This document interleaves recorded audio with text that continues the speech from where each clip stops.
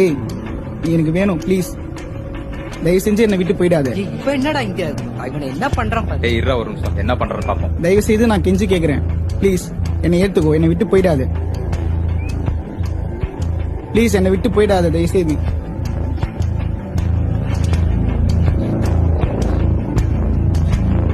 எனக்கு வேணும் ரச்சனா.